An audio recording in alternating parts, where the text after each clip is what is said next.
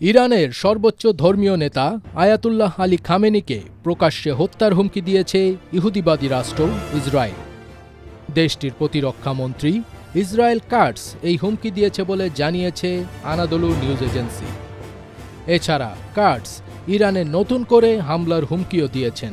প্রতিবেদনে বলা হয়েছে, রোববার ২৭ জুলাই কাটস প্রকাশ্যে খামেনিকে হত্যার হুমকি দেন।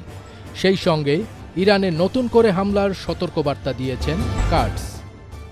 ইসরায়েলের দক্ষিণ রামন বিমান ঘাঁটি পরিদর্শনকালে কাটস এসব হুমকি দিয়েছেন বলে আনাদোলু এজেন্সির এক প্রতিবেদনে জানানো হয়েছে।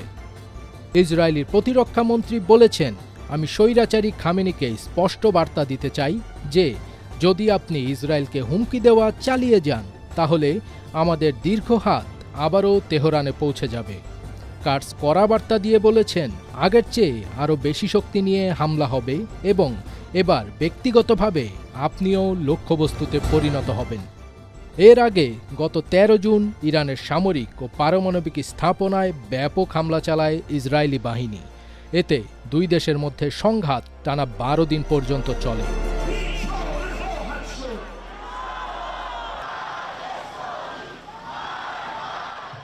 এদিকে তেহরানের ইউরেনিয়াম সমৃদ্ধকরণ কর্মসূচি অব্যাহত থাকবে।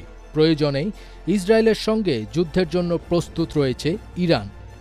আল জাজিরার সঙ্গে এক সাক্ষাৎকারে ইরানের প্রেসিডেন্ট মাসুদ পেজেশকিয়ান জোর দিয়ে এই কথা বলেছেন।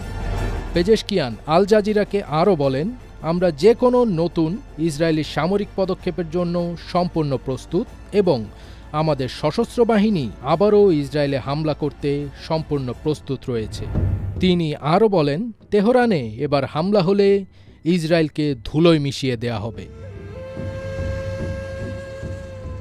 ফজবির তাজ, এটিএন বাংলা।